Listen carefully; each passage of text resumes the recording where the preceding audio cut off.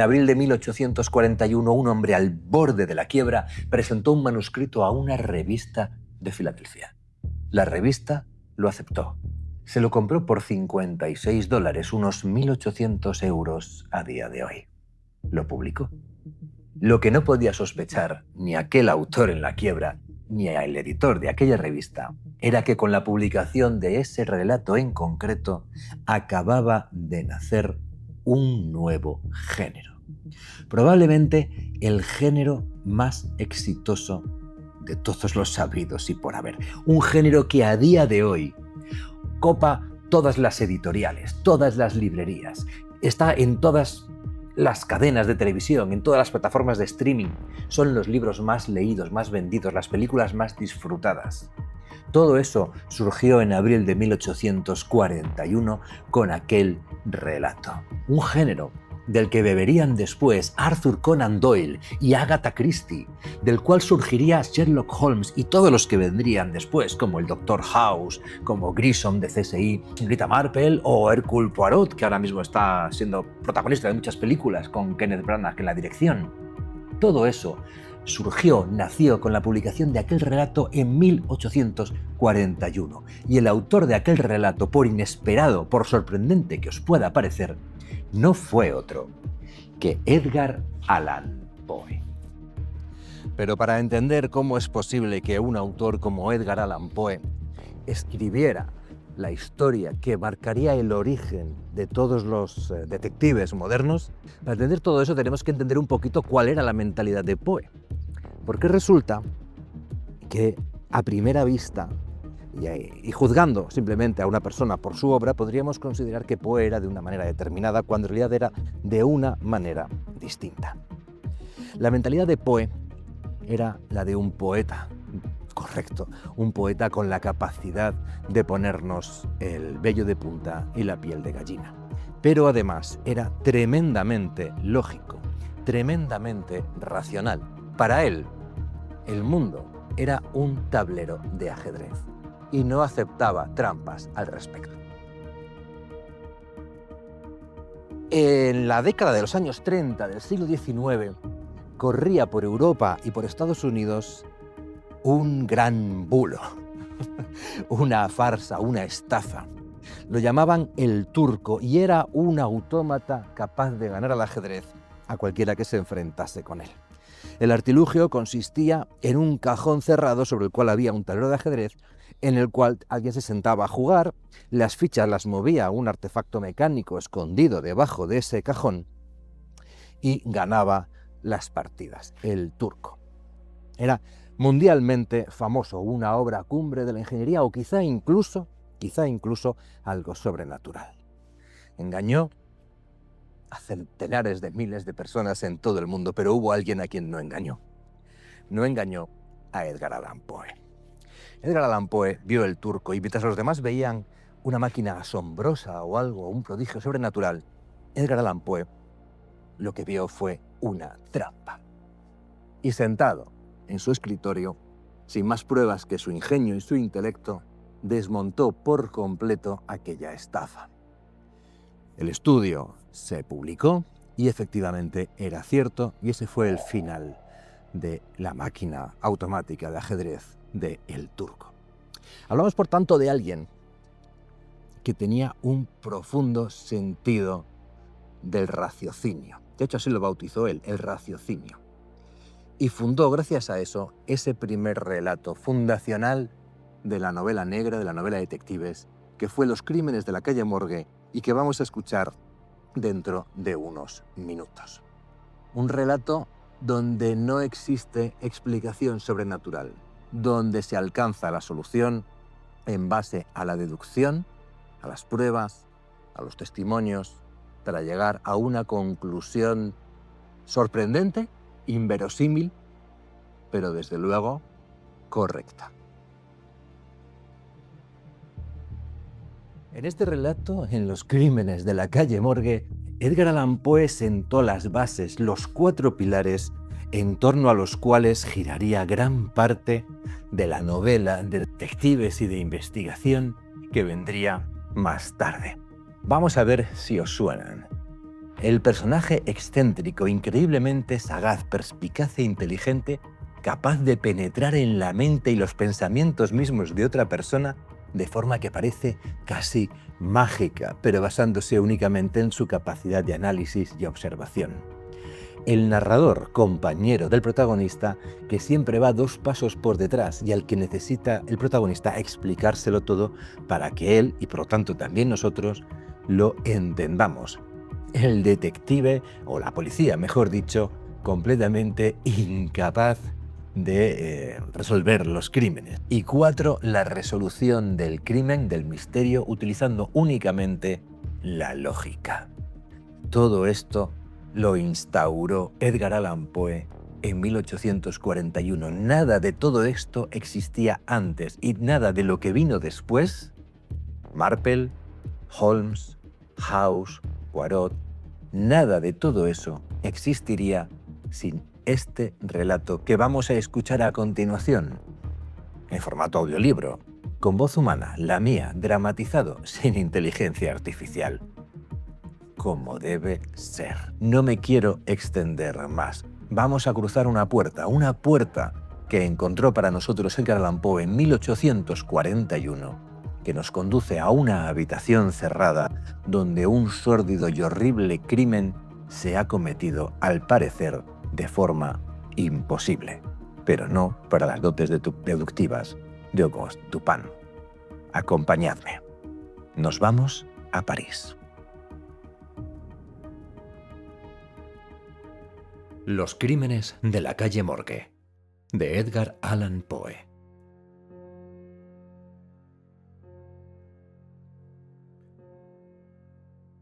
Las condiciones mentales que suelen considerarse como analíticas son en sí mismas poco susceptibles de análisis. Las consideramos tan solo por sus efectos. De ellas sabemos, entre otras cosas, que son siempre para el que las posee, cuando se poseen en grado extraordinario, una fuente de vivísimos goces.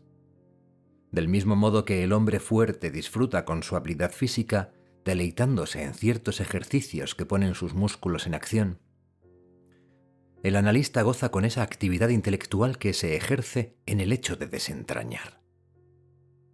Consigue satisfacción hasta de las más triviales ocupaciones que ponen en juego su talento. Se desvive por los enigmas, acertijos y jeroglíficos, y en cada una de las soluciones muestra un sentido de agudeza que parece al vulgo una penetración sobrenatural. Los resultados, obtenidos por un solo espíritu y la esencia del método, adquieren realmente la apariencia total de una intuición. Esta facultad de resolución está muy posiblemente fortalecida por los estudios matemáticos y especialmente por esa importantísima rama de ellos que impropiamente, y solo teniendo en cuenta sus operaciones previas, ha sido llamada par excellence análisis. Y no obstante, calcular no es intrínsecamente analizar. Un jugador de ajedrez, por ejemplo, lleva a cabo lo uno sin esforzarse en lo otro. De esto se deduce que el juego de ajedrez, en sus efectos sobre el carácter mental, no está lo suficientemente comprendido. Yo no voy ahora a escribir un tratado, sino que prologo únicamente un relato muy singular, con observaciones efectuadas a la ligera. Aprovecharé por tanto esta ocasión para asegurar que las facultades más importantes de la inteligencia reflexiva trabajan con mayor decisión y provecho en el sencillo juego de damas que en toda esa frivolidad primorosa del ajedrez. En este último, donde las piezas tienen distintos y bizarros movimientos con diversos y variables colores, lo que tan solo es complicado, se toma equivocadamente, error muy común, por profundo. La atención aquí es poderosamente puesta en juego. Si flaquea un solo instante, se comete un descuido, cuyos resultados implican pérdida o derrota. Como quiera que los movimientos posibles no son solamente variados, sino complicados, las posibilidades de estos descuidos se multiplican. De cada 10 casos, 9 triunfa el jugador más capaz de concentración, y no el más perspicaz. En el juego de damas, por el contrario, donde los movimientos son únicos y de muy poca variación, las posibilidades de descuido son menores y como la atención queda relativamente distraída, las ventajas que consigue cada una de las partes se logran por una perspicacia superior. Para ser menos abstractos, supongamos, por ejemplo, un juego de damas cuyas piezas se han reducido a 4 reinas y donde no es posible el descuido. Evidentemente, en este caso la victoria, hallándose los jugadores en igualdad de condiciones, puede decidirse en virtud de un movimiento recherche, resultante de un determinado esfuerzo de la inteligencia. Privado de los recursos ordinarios, el analista consigue penetrar en el espíritu de su contrario. Por tanto, se identifica con él, y a menudo descubre de una ojeada el único medio, a veces en realidad absurdamente sencillo, que puede inducirle a error o llevarlo a un cálculo equivocado.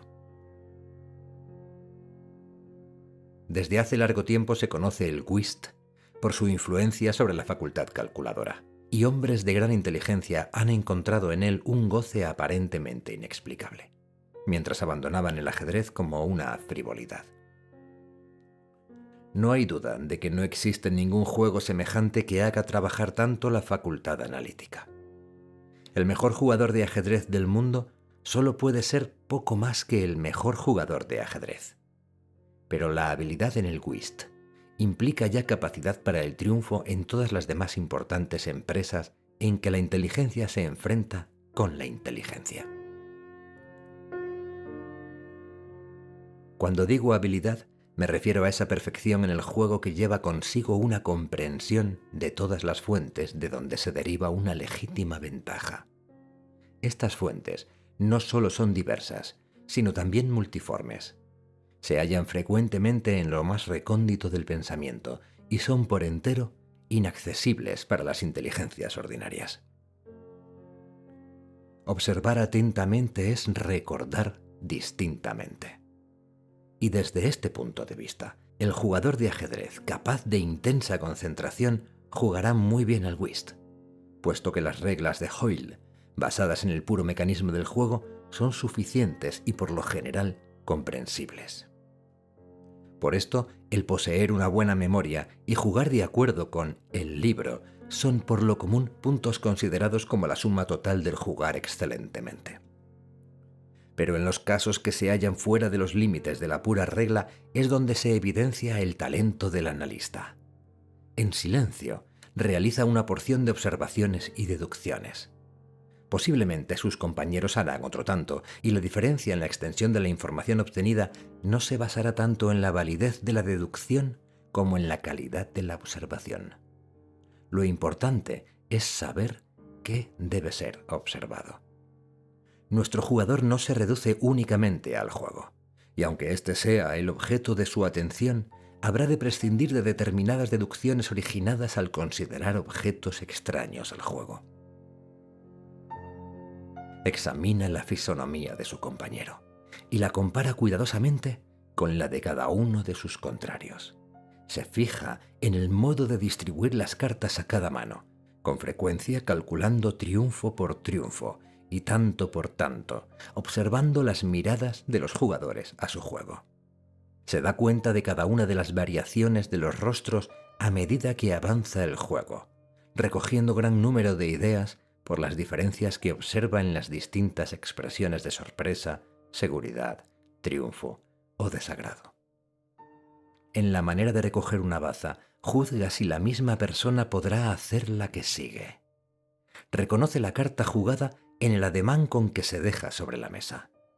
Una palabra casual o involuntaria, la forma accidental con que cae o se vuelve una carta, con la ansiedad o la indiferencia que acompañan la acción de evitar que sea vista.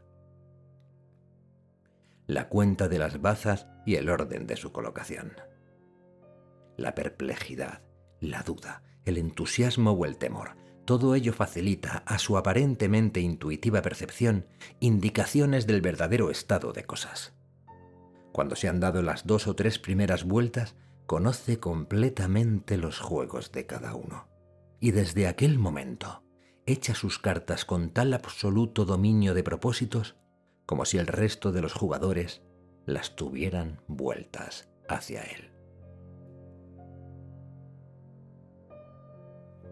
El poder analítico no debe confundirse con el simple ingenio, porque mientras el analista es necesariamente ingenioso, el hombre ingenioso está con frecuencia notablemente incapacitado para el análisis.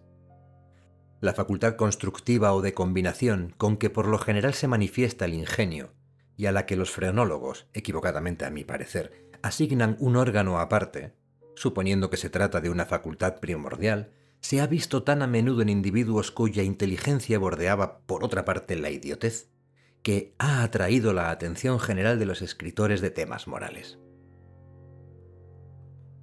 Entre el ingenio y la aptitud analítica hay una diferencia mucho mayor, en efecto, que entre la fantasía y la imaginación, aunque de un carácter rigurosamente análogo. En realidad se observará fácilmente que el hombre ingenioso es siempre fantástico, mientras que el verdadero imaginativo nunca deja de ser analítico. El relato que sigue a continuación podrá servir en cierto modo al lector para ilustrarle en una interpretación de las proposiciones que acabo de anticipar.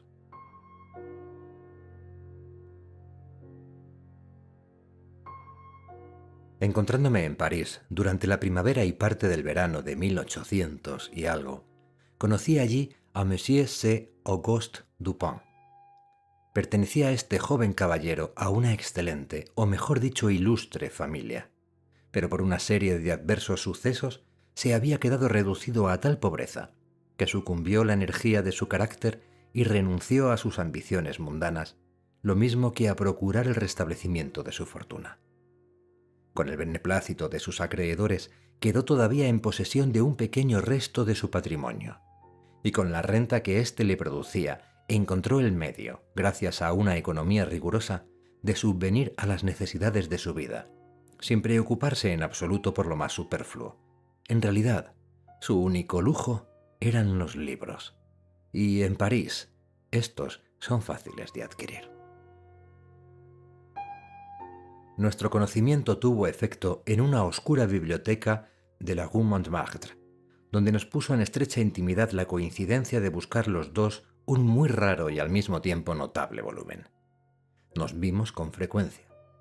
Yo me había interesado vivamente por la sencilla historia de su familia, que me contó detalladamente con toda la ingenuidad con que un francés se explaya en sus confidencias cuando habla de sí mismo.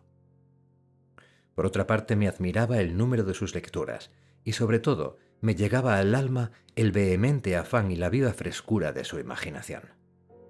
La índole de las investigaciones que me ocupaban entonces en París me hicieron comprender que la amistad de un hombre semejante era para mí un inapreciable tesoro. Con esta idea me confié francamente a él. Por último, convinimos en que viviríamos juntos todo el tiempo que durase mi permanencia en la ciudad. Y como mis asuntos económicos se desenvolvían menos embarazosamente que los suyos, me fue permitido participar en los gastos de alquiler y amueblar, de acuerdo con el carácter algo fantástico y melancólico de nuestro común temperamento, una vieja y grotesca casa abandonada hacía ya mucho tiempo, en virtud de ciertas supersticiones que no quisimos averiguar. Lo cierto es que la casa se estremecía como si fuera a hundirse en un retirado y desolado rincón del Faubourg Saint-Germain. Si hubiera sido conocida por la gente la rutina de nuestra vida en aquel lugar, nos hubieran tomado por locos, aunque de especie inofensiva. Nuestra reclusión era completa. No recibíamos visita alguna. En realidad, el lugar de nuestro retiro era un secreto guardado cuidadosamente para mis antiguos camaradas, y ya hacía mucho tiempo que Dupin había cesado de frecuentar o hacerse visible en París. Vivíamos solo para nosotros. Una rareza del carácter de mi amigo, no sé cómo calificarla de otro modo, consistía en estar enamorado de la noche.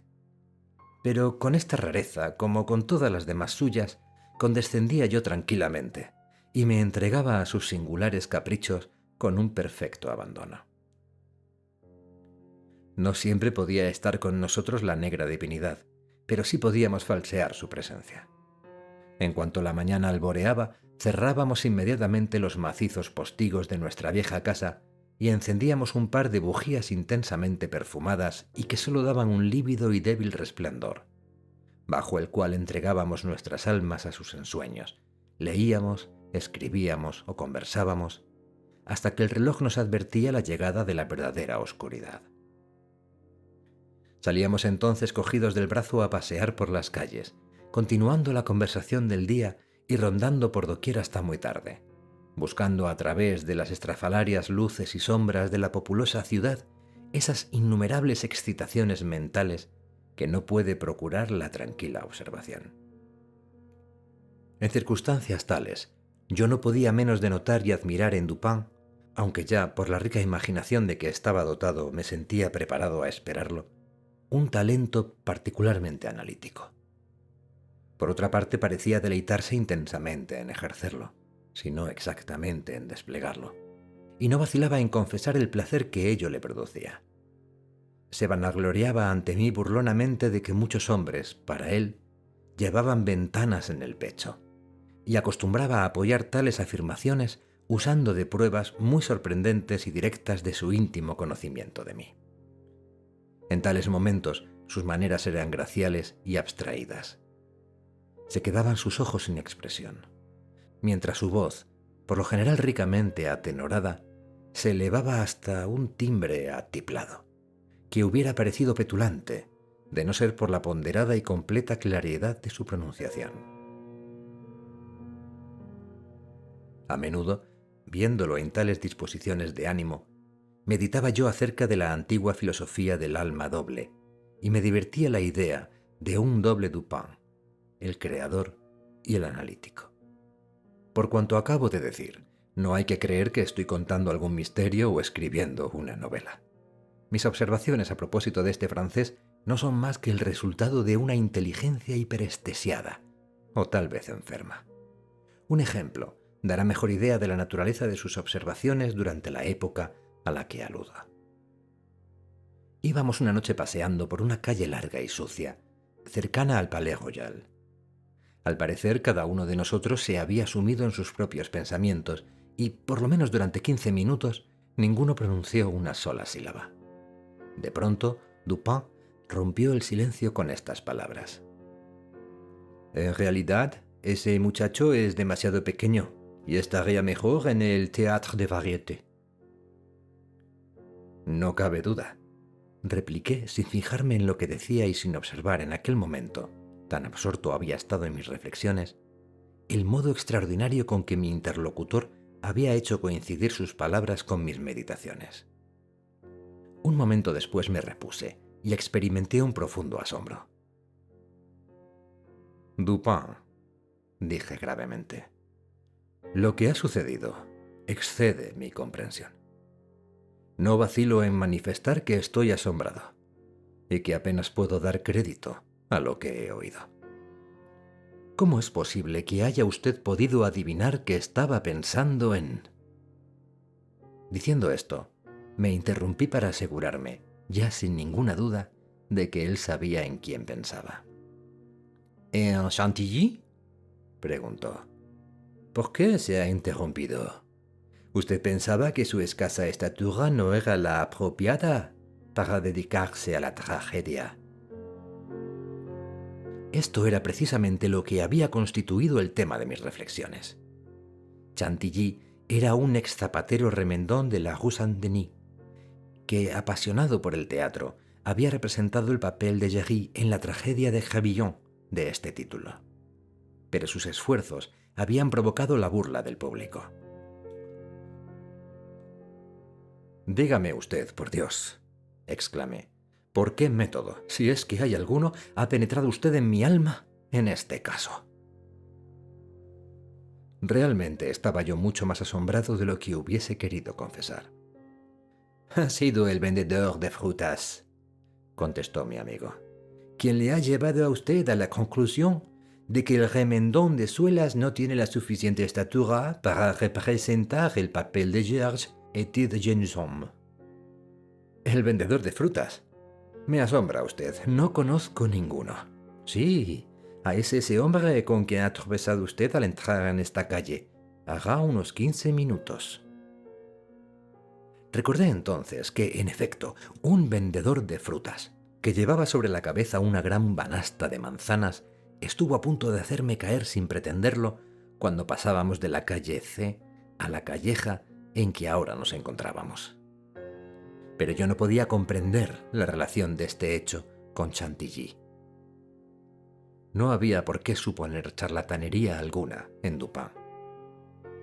«Se lo explicaré», me dijo. «Para que pueda usted darse cuenta de todo claramente, vamos a repasar primero en sentido inverso el curso de sus meditaciones desde este instante en que le estoy hablando hasta el de su rencontre con el vendedor de frutas. En sentido inverso, los más importantes eslabones de la cadena se suceden de esta forma: Chantilly, Orion, Dr. Nichols, Epicuro, estereotomía de los adoquines y el vendedor de frutas. Existen pocas personas que no se hayan entretenido, en cualquier momento de su vida, en recorrer en sentido inverso las etapas por las cuales han sido conseguidas ciertas conclusiones de su inteligencia. Frecuentemente es una ocupación llena de interés, y el que la prueba por primera vez se asombra de la aparente distancia ilimitada y de falta de hilación que parecen mediar desde el punto de partida hasta la meta final. Júzguese, pues, cuál no sería mi asombro cuando escuché lo que el francés acababa de decir, y no pude menos de reconocer que había dicho la verdad. Continuó después de este modo: «Si mal no recuerdo, en el momento en que íbamos a dejar la calle C, hablábamos de caballos. Este era el último tema que discutimos. Al entrar en esta calle, un vendedor de fruta, que llevaba una gran banasta sobre la cabeza, pasó velozmente entre nosotros y lo empujó a usted contra un montón de adoquines, en un lugar donde la calzada se encuentra en reparación. Usted puso el pie sobre una de las piedras sueltas, resbaló y se torció levemente el tobillo. Aparentó usted cierto fastidio o mal humor, murmuró unas palabras, se volvió para observar el montón de adoquines y continuó luego caminando en silencio. Yo no prestaba particular atención a lo que usted hacía, pero desde hace mucho tiempo la observación se ha convertido para mí en una especie de necesidad. Caminaba usted con los ojos fijos en el suelo, mirando con malhumorada expresión los baches y rodadas del empedrado, por lo que deduje que continuaba usted pensando todavía en las piedras. Procedió así hasta que llegamos a la callejuela llamada Lamartine, que a modo de prueba ha sido pavimentada con tarugos sobrepuestos y acoplados sólidamente. Al entrar en ella, su rostro se iluminó y me di cuenta de que se movían sus labios.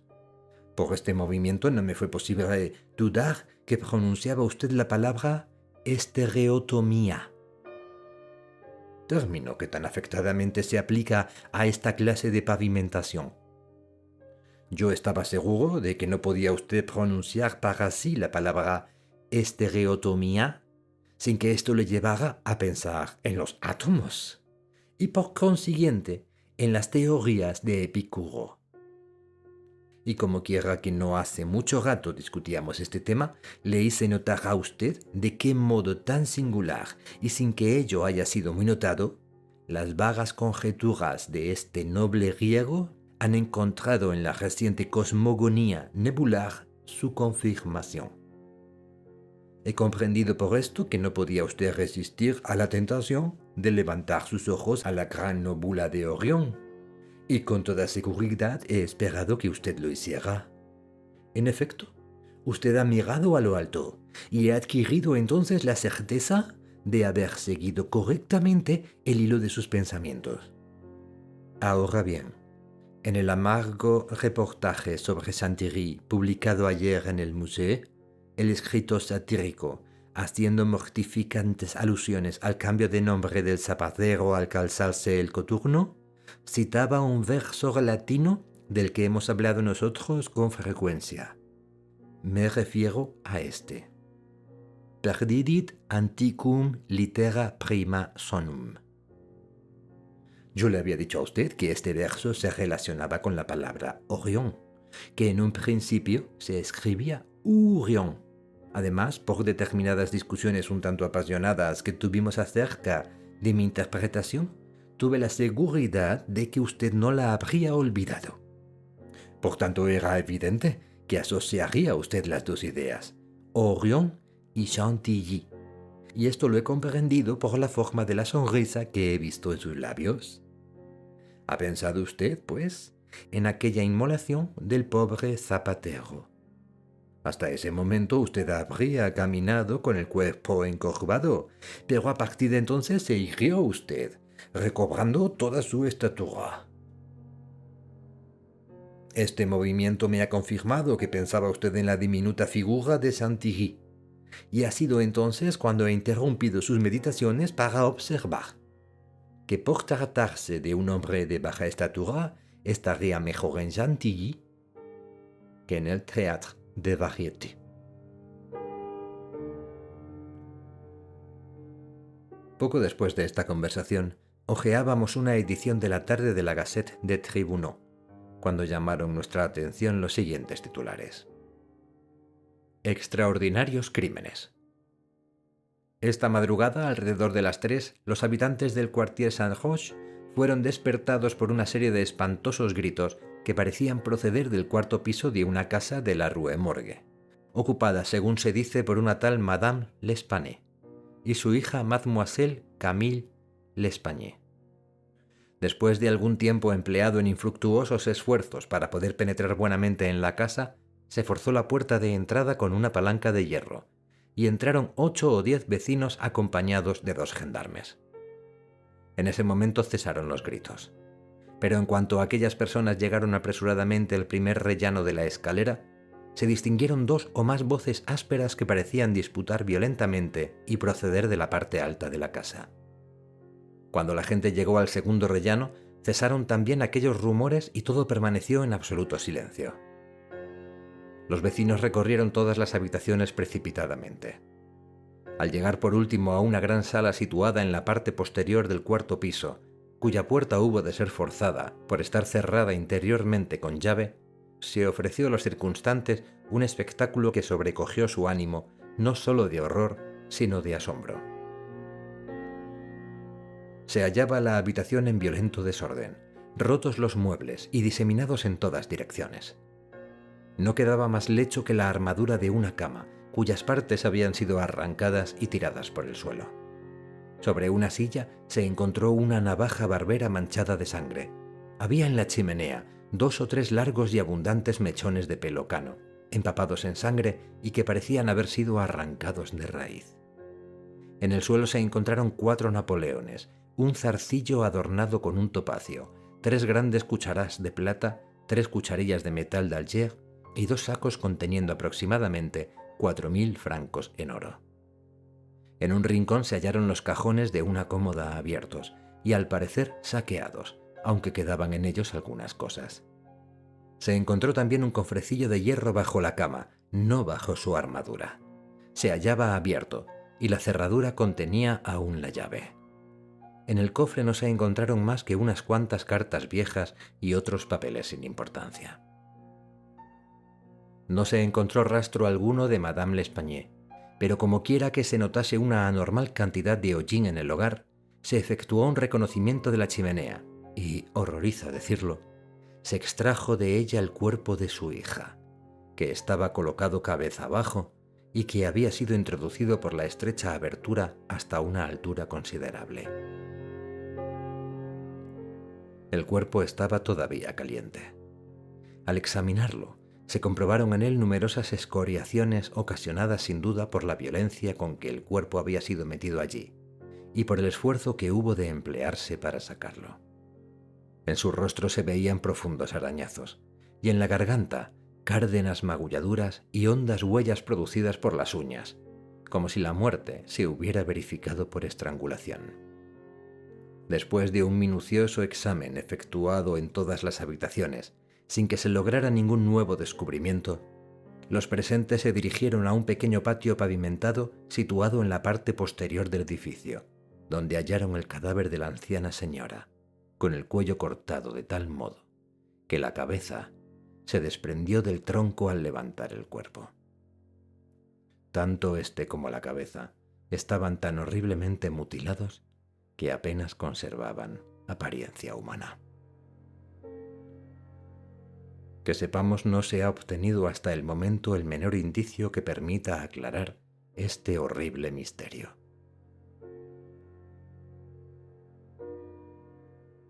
El diario del día siguiente daba algunos nuevos pormenores.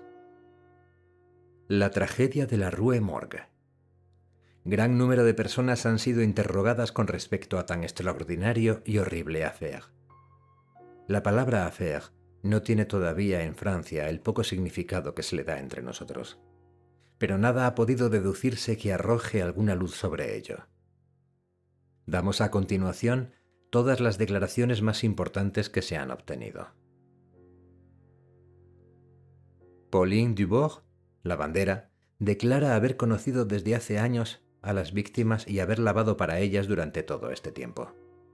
Tanto la madre como la hija parecían vivir en buena armonía y profesarse mutuamente un gran cariño. Pagaban con puntualidad. Nada se sabe acerca de su género de vida y medios de existencia. Supone que Madame L'Espanaye decía la buena aventura para ganarse el sustento. Tenía fama de poseer algún dinero escondido.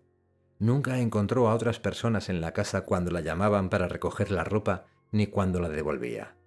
Estaba absolutamente segura de que las señoras no tenían servidumbre alguna.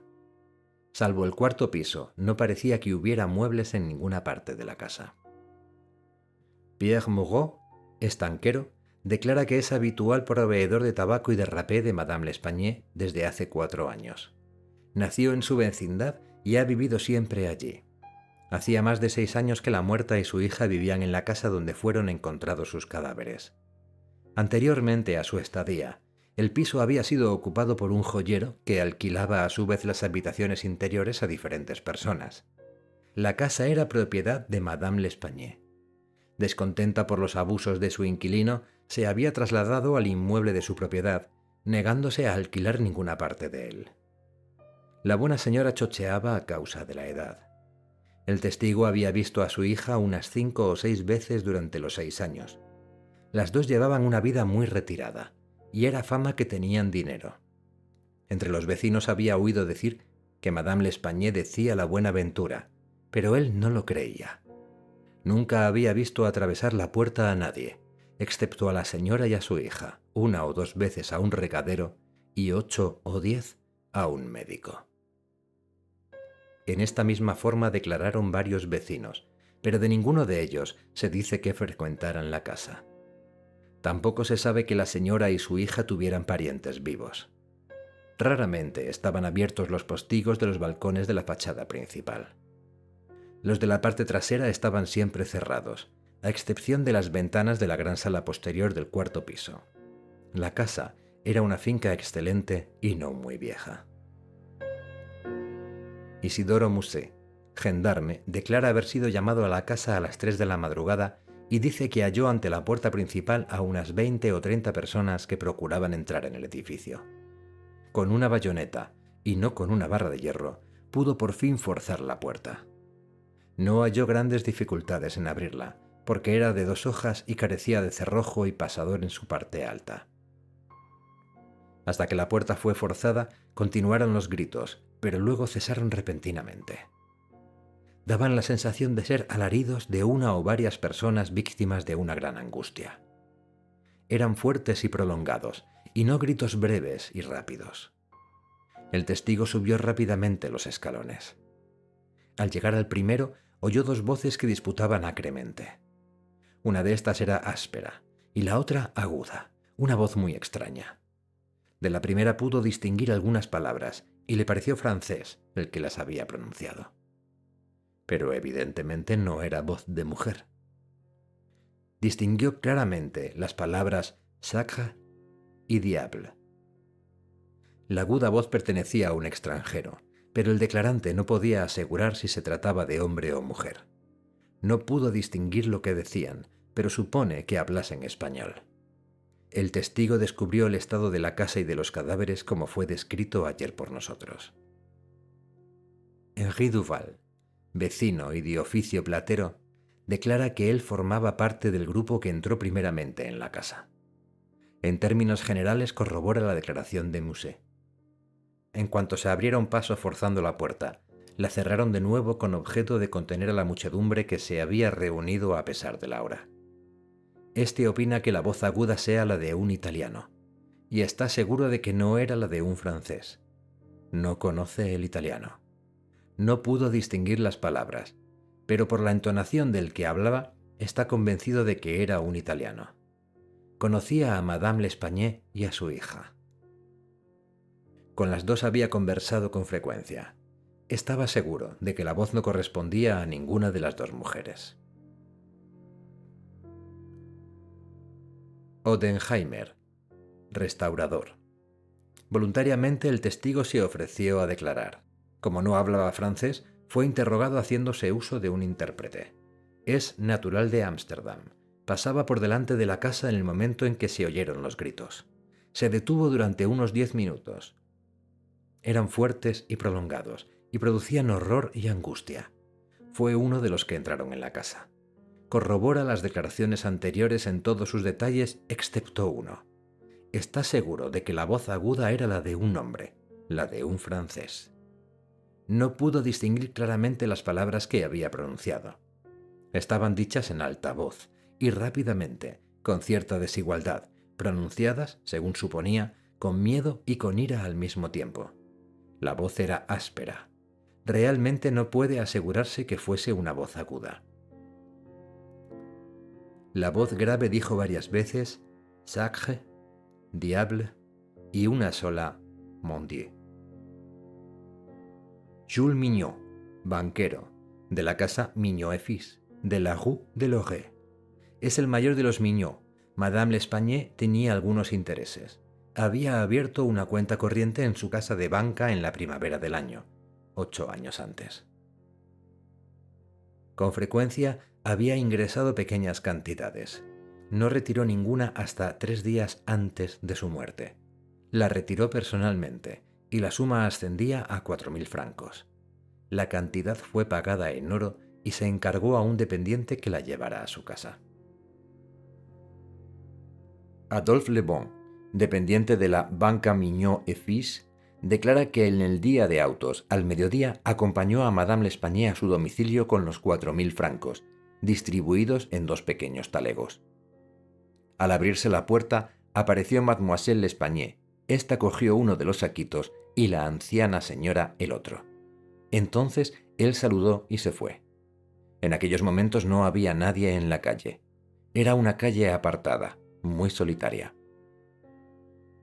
William Baird, sastre, declara que fue uno de los que entraron en la casa. Es inglés. Ha vivido 2 años en París. Fue uno de los primeros que subieron por la escalera. Oyó las voces que disputaban. La gruesa era de un francés.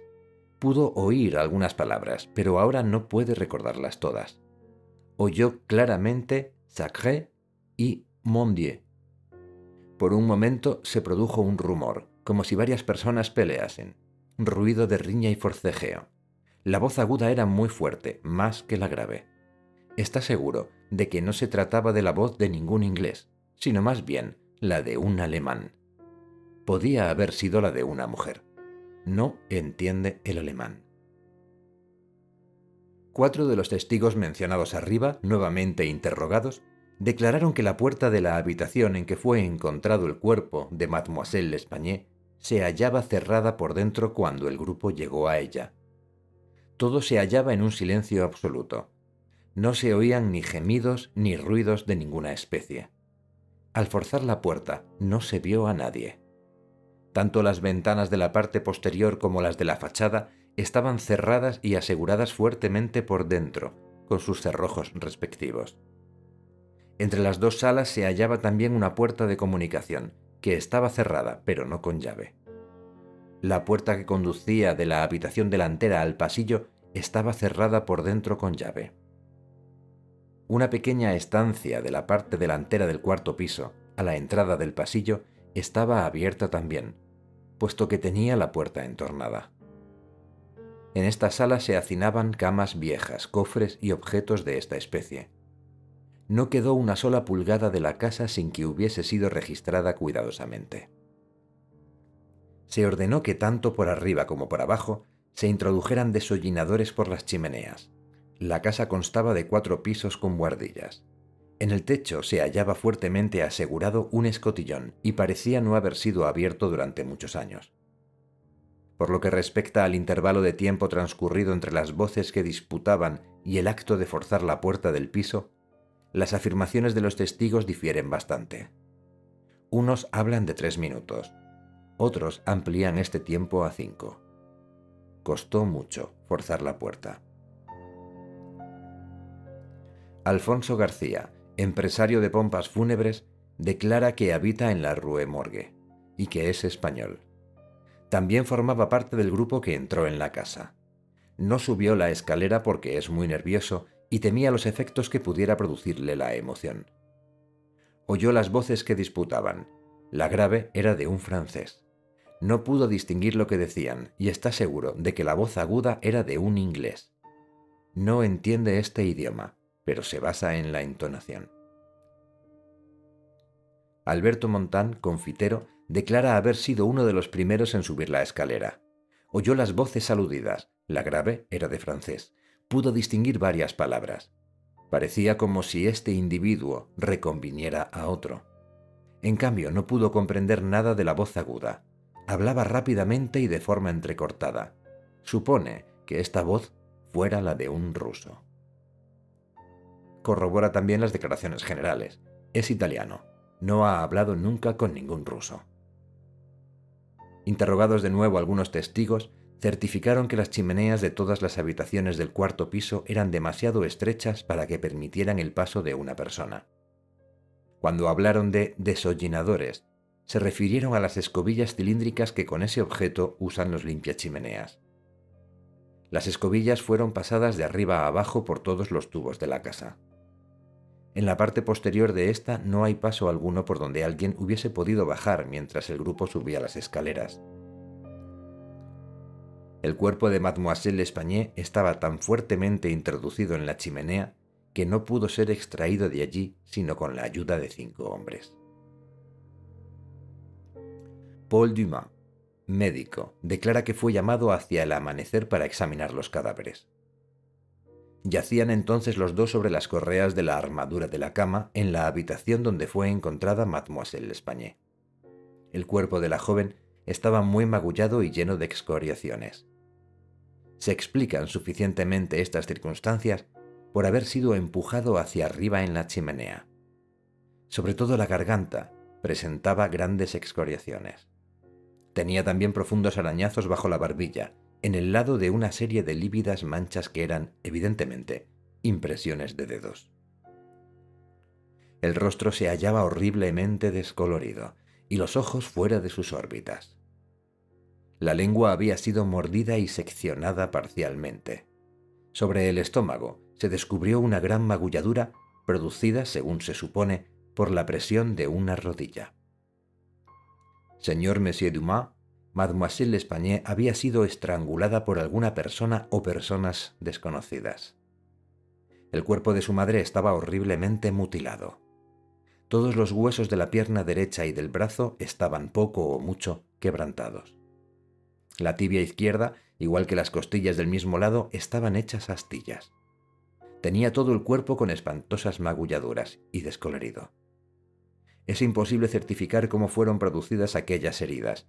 Tal vez un pesado garrote de madera o una gran barra de hierro, alguna silla, o una herramienta ancha, pesada y roma podría haber producido resultados semejantes, pero siempre que hubieran sido manejados por un hombre muy fuerte. Ninguna mujer podría haber causado aquellos golpes con clase alguna de arma. Cuando el testigo la vio, la cabeza de la muerta estaba totalmente separada del cuerpo y además destrozada. Evidentemente, la garganta había sido seccionada con un instrumento afiladísimo, probablemente una navaja barbera. Alexandre Etienne, cirujano, declara haber sido llamado al mismo tiempo que el doctor Dumas para examinar los cuerpos. Corroboró la declaración y las opiniones de éste. No han podido obtenerse más pormenores importantes en otros interrogatorios. Un crimen tan extraño y tan complicado en todos sus aspectos no había sido cometido jamás en París, en el caso de que se trate realmente de un crimen. La policía carece totalmente de rastro, circunstancia rarísima en asuntos de tal naturaleza. Puede asegurarse, pues, que no existe la menor pista.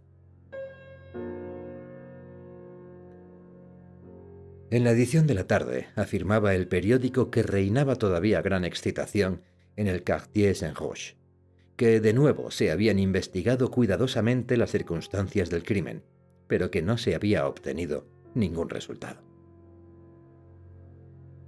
A última hora anunciaba una noticia que Adolphe Le Bon había sido detenido y encarcelado, pero ninguna de las circunstancias ya expuestas parecían acusarle. Dupin demostró estar particularmente interesado en el desarrollo de aquel asunto. Cuando menos, así lo deducía yo por su conducta, porque no hacía ningún comentario. Tan solo después de haber sido encarcelado Le Bon, me preguntó mi parecer sobre aquellos asesinatos. Yo no pude expresarle sino mi conformidad con todo el público parisiense, considerando aquel crimen como un misterio insoluble. No acertaba a ver el modo en que pudiera darse con el asesino. Por interrogatorios tan superficiales no podemos juzgar nada con respecto al modo de encontrarlo, dijo Dupin. La policía de París, tan elogiada por su perspicacia, es astuta, pero nada más. No hay más método en sus diligencias que el que las circunstancias sugieren. Exhiben siempre las medidas tomadas, pero con frecuencia ocurre que son tan poco apropiadas a los fines propuestos que nos hacen pensar en Monsieur Jourdan pidiendo su robe de chambre pour mieux entendre la musique. A veces no dejan de ser sorprendentes los resultados obtenidos, pero en su mayor parte se consiguen por mera insistencia y actividad.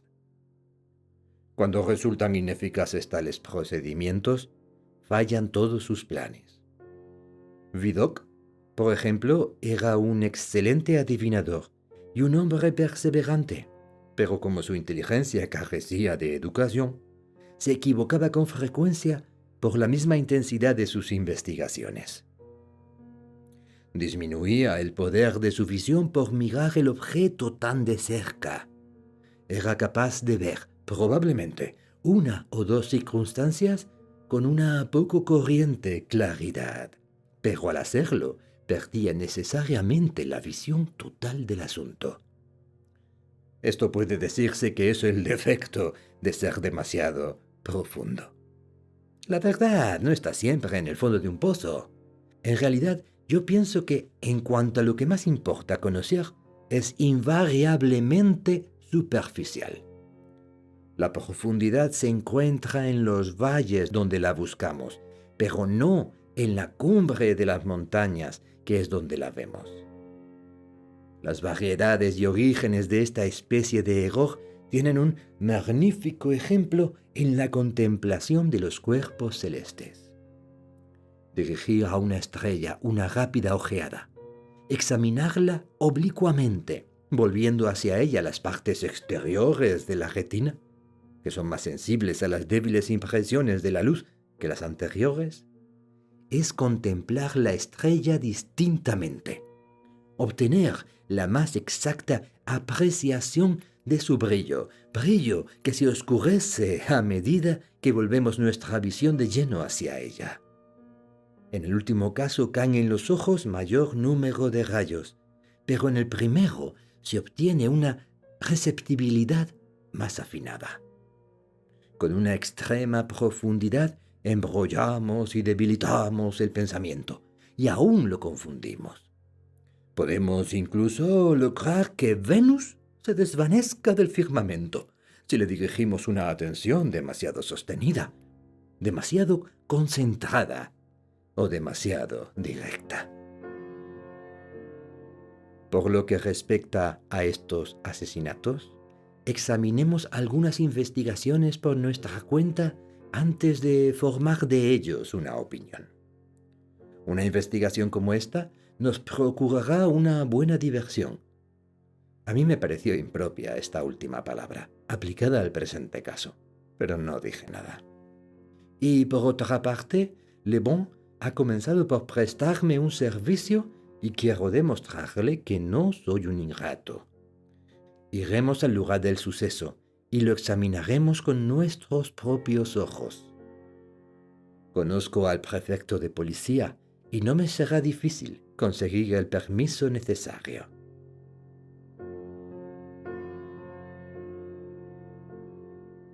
Nos fue concedida la autorización y nos dirigimos inmediatamente a la Rue Morgue. Es esta una de las miserables callejuelas que unen la Rue Richelieu y la de Saint-Roch.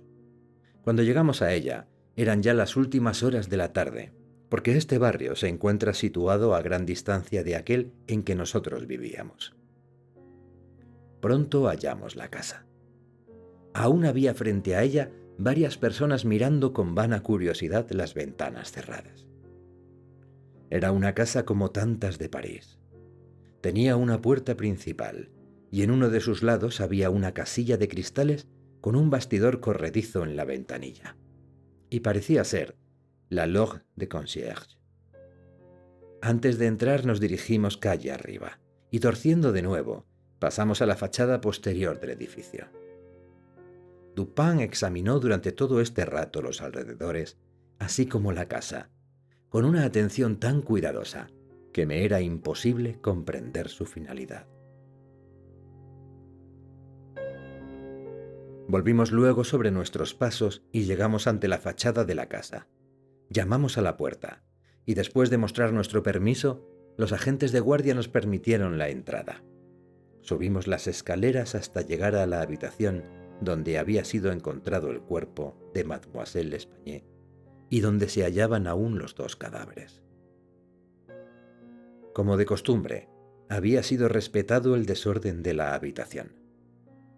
Nada vi de lo que se había publicado en la Gazette des Tribunaux. Dupin lo analizaba todo minuciosamente, sin exceptuar los cuerpos de las víctimas. Pasamos inmediatamente a otras habitaciones y bajamos luego al patio. Un gendarme nos acompañó a todas partes, y la investigación nos ocupó hasta el anochecer, marchándonos entonces. De regreso a nuestra casa, mi compañero se detuvo unos minutos en las oficinas de un periódico. He dicho ya que las rarezas de mi amigo eran muy diversas y que je le ménage. Esta frase no tiene equivalente en inglés. Hasta el día siguiente, a mediodía, rehusó toda conversación sobre los asesinatos. Entonces me preguntó si yo había observado algo particular en el lugar del hecho. En su manera de pronunciar la palabra particular, había algo que me produjo un estremecimiento sin saber por qué. No, nada de particular, le dije. Por lo menos nada más de lo que ya sabemos por el periódico. Mucho me temo, me replicó, que la Gazette no haya logrado penetrar en el insólito horror del asunto. Pero dejemos las necias opiniones de este papelucho. Yo creo que si este misterio se ha considerado como insoluble, por la misma razón debería ser fácil de resolver. Y me refiero al otro carácter de sus circunstancias. La policía se ha confundido por la ausencia aparente de motivos que justifiquen no el crimen, sino la atrocidad con que ha sido cometido. Asimismo, les confunde la aparente imposibilidad de conciliar las voces que disputaban con la circunstancia de no haber hallado arriba sino a Mademoiselle L'Espanaye, asesinada, y no encontrar la forma de que nadie saliera del piso sin ser visto por las personas que subían por las escaleras. El extraño desorden de la habitación, el cadáver metido con la cabeza hacia abajo en la chimenea, la mutilación espantosa del cuerpo de la anciana. Todas estas consideraciones, con las ya descritas y otras no dignas de mención, han sido suficientes para paralizar sus facultades, haciendo que fracasara por completo la tan cacareada perspicacia de los agentes del gobierno. Han caído en el grande, aunque común error, de confundir lo insólito con lo abstruso. Pero precisamente por estas desviaciones de lo normal, es por donde ha de hallar la razón su camino en la investigación de la verdad, en el caso de que ese hallazgo sea posible. En investigaciones como la que estamos realizando ahora, no hemos de preguntarnos tanto qué ha ocurrido como qué ha ocurrido que no había ocurrido jamás hasta ahora. Realmente la sencillez con que yo he de llegar, o he llegado ya, a la solución de este misterio, se halla en razón directa con su aparente falta de solución en el criterio de la policía. Con mudo asombro, contemplé a mi amigo. Estoy esperando ahora, continuó diciéndome mirando a la puerta de nuestra habitación, a un individuo que, aun cuando probablemente no ha cometido esta carnicería, bien puede estar, en cierta medida, complicado en ella.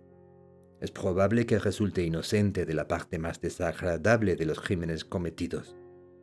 Creo no equivocarme en esta suposición, porque en ella se funda mi esperanza de descubrir el misterio. Espero a este individuo aquí en esta habitación y de un momento a otro.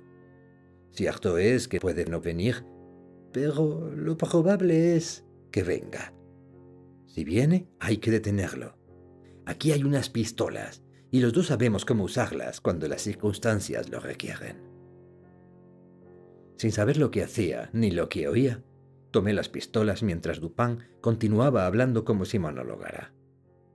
Se dirigían sus palabras a mí, pero su voz no muy alta tenía esa entonación empleada frecuentemente al hablar con una persona que se halla un poco distante.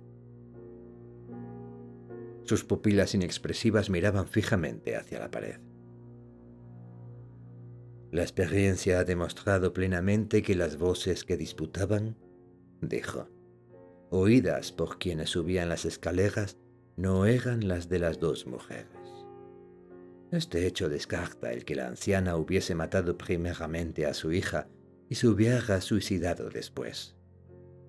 Hablo de esto únicamente por respeto al método, porque además la fuerza de Madame L'Espanaye no hubiera conseguido nunca arrastrar el cuerpo de su hija por la chimenea arriba, tal como fue hallado.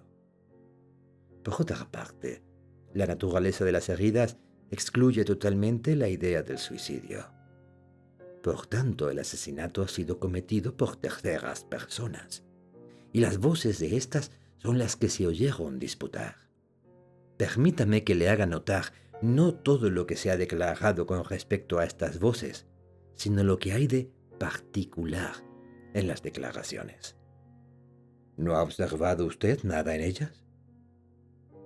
Yo le dije que había observado que mientras todos los testigos coincidían en que la voz grave era de un francés, había un gran desacuerdo por lo que respecta a la voz aguda, o áspera, como uno de ellos la había calificado. Esto es evidencia pura, dijo, pero no lo particular de esa evidencia. Usted no ha observado nada característico, pero no obstante había algo que observar. Como ha notado usted, los testigos estuvieron de acuerdo en cuanto a la voz grave. En ello había unanimidad. Pero lo que respecta a la voz aguda, consiste su particularidad. No en el desacuerdo, sino en que cuando un italiano, un inglés, un español, un holandés y un francés intentan describirla, cada uno de ellos opina que era la de un extranjero. Cada uno está seguro de que no es la de un compatriota y cada uno la compara no a la de un hombre de una nación cualquiera, cuyo lenguaje conoce, sino todo lo contrario. Supone el francés que era la voz de un español y que hubiese podido distinguir algunas palabras de haber estado familiarizado con el español. El holandés sostiene que fue la de un francés, pero sabemos que, por no conocer este idioma, el testigo había sido interrogado por un intérprete. Supone el inglés que la voz fue la de un alemán, pero añade que no entiende el alemán. El español está seguro de que es la de un inglés, pero tan solo lo cree por la entonación, ya que no tiene ningún conocimiento del idioma. El italiano cree que es la voz de un ruso, pero jamás ha tenido conversación alguna con un ruso. Otro francés difiere del primero y está seguro de que la voz era de un italiano. Pero aunque no conoce este idioma, está como el español seguro de ello por su entonación. Ahora bien, cuán extraña debía de ser aquella voz para que tales testimonios pudieran darse de ella, en cuyas inflexiones ciudadanos de 5 grandes naciones europeas no pueden reconocer nada que les sea familiar. Tal vez usted diga que puede muy bien haber sido la voz de un asiático o la de un africano. Pero ni los asiáticos ni los africanos se ven frecuentemente por París. Pero sin decir que esto sea posible, quiero ahora dirigir su atención sobre 3 puntos. Uno de los testigos describe aquella voz como más áspera que aguda. Otros dicen que es rápida y desigual. En este caso no hubo palabras ni sonidos que se parezcan a ella, que ningún testigo mencionara como inteligibles. Ignoro qué impresión, continuó Dupin, pudo haber causado en su entendimiento, pero no dudo en manifestar que las legítimas deducciones efectuadas con solo esta parte de los testimonios conseguidos, la que se refiere a las voces graves y agudas, bastan por sí mismas para motivar una sospecha que bien pueden dirigirnos en todo ulterior avance en la investigación de este misterio. He dicho legítimas deducciones, pero así no queda del todo explicada mi intención. Quiero únicamente manifestar que esas deducciones son las únicas apropiadas y que mi sospecha se origina inevitablemente en ellas como una conclusión única. No diré todavía cuál es esa sospecha. Tan solo deseo hacerle comprender a usted que para mí tiene fuerza bastante para dar definida forma, determinada tendencia, a mis investigaciones en aquella habitación. Mentalmente, trasladémonos a ella. ¿Qué es lo primero que hemos de buscar allí? ¿Los medios de evasión utilizados por los asesinos? No hay necesidad de decir que ninguno de los dos creemos en este momento en acontecimientos sobrenaturales. Madame y Mademoiselle L'Espanaye no han sido, evidentemente, asesinadas por espíritus. Quienes han cometido el crimen fueron seres materiales y escaparon por procedimientos materiales. ¿De qué modo? Afortunadamente, solo hay una forma de razonar con respecto a este punto, y este habrá de llevarnos a una solución precisa. Examinemos, pues, uno por uno, los posibles medios de evasión. Cierto es que los asesinos se encontraban en la alcoba donde fue hallada Mademoiselle L'Espanaye, o cuando menos en la contigua, cuando las personas subían las escaleras. Por tanto, solo hay que investigar las salidas de estas 2 habitaciones. La policía ha dejado al descubierto los pavimentos, los techos y la mampostería de las paredes en todas partes. A su vigilancia no hubieran podido escapar determinadas salidas secretas.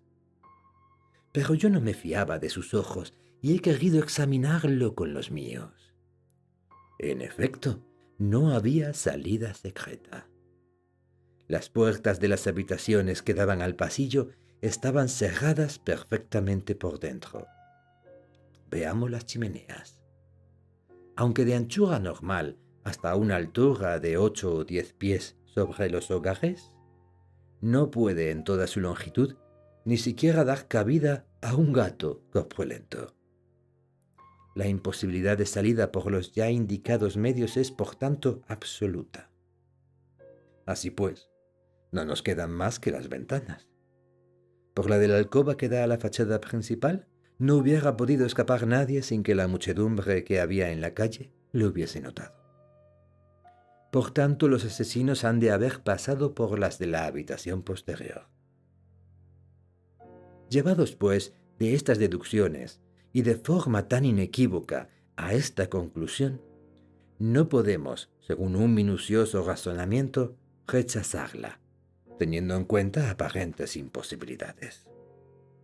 Nos queda solo por demostrar que estas aparentes imposibilidades en realidad no lo son.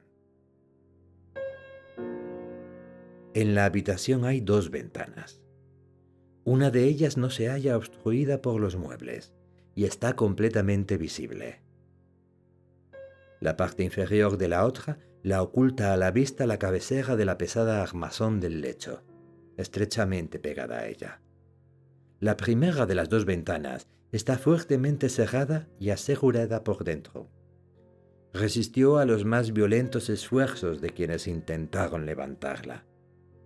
En la parte izquierda de su marco veíase un gran agujero practicado con una barrena y un clavo muy grueso hundido en él hasta la cabeza.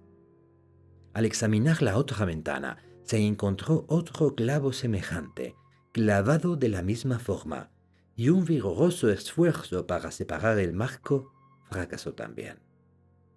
La policía se convenció entonces de que por ese camino no se había efectuado la salida, y por esta razón consideró superfluo quitar aquellos clavos y abrir las ventanas. Mi examen fue más minucioso, por la razón que acabo ya de decir, ya que sabía que era preciso probar que todas aquellas aparentes imposibilidades no lo eran realmente. Continué razonando así a posteriori. Los asesinos han debido de escapar por una de estas ventanas. Suponiendo esto, no es fácil que pudieran haberlas sujetado por dentro, como se las ha encontrado. Consideración que, por su evidencia, paralizó las investigaciones de la policía en este aspecto. No obstante, las ventanas estaban cerradas y aseguradas. Era pues preciso que pudieran cerrarse por sí mismas. No había modo de escapar a esta conclusión. Fui directamente a la ventana no obstruida y con cierta dificultad extraje el clavo y traté de levantar el marco. Como yo suponía, resistió a todos los esfuerzos. Había, pues, un resorte escondido, y este hecho, corroborado por mi idea, me convenció de que mis premisas, por muy misteriosas que apareciesen las circunstancias relativas a los clavos, eran correctas.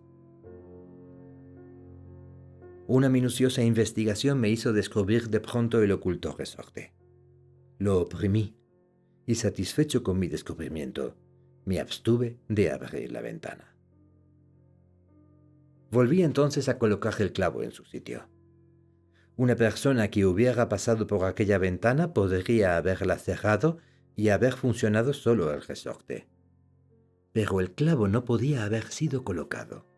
Esta conclusión está clarísima y restringía mucho el campo de mis investigaciones. Los asesinos debían, por tanto, de haber escapado por la otra ventana. Suponiendo que los 2 resortes fueran iguales, como era posible, debía pues de haber una diferencia entre los clavos, o por lo menos en su colocación. Me subí sobre las correas de la armadura del lecho y por encima de su cabecera examiné minuciosamente la segunda ventana. Pasando la mano por detrás de la madera, descubrí y apreté el resorte que, como yo había supuesto, era idéntico al anterior. Entonces examiné el clavo. Era del mismo grosor que el otro, y aparentemente estaba clavado de la misma forma, hundido casi hasta la cabeza. Tal vez diga usted que me quedé perplejo, pero si piensa semejante cosa es que no ha comprendido bien la naturaleza de mis deducciones. Sirviéndome de un término deportivo, no me he encontrado ni una vez en falta. El rastro no se ha perdido ni un instante. En ningún eslabón de la cadena ha habido un defecto. Hasta su última consecuencia he seguido el secreto, y la consecuencia era el clavo. En todos sus aspectos, he dicho, aparentaba ser análogo al de la otra ventana. Pero todo esto era nada, tan decisivo como parecía, comparado con la consideración de que en aquel punto terminaba mi pista. Debe de haber algún defecto en este clavo, me dije. Le toqué y su cabeza, casi con un cuarto de su espiga, se me quedó en la mano. El resto quedó en el orificio donde se había roto. La rotura era antigua, como se deducía del óxido de sus bordes, y al parecer había sido producido por un martillazo que hundió una parte de la cabeza del clavo en la superficie del marco.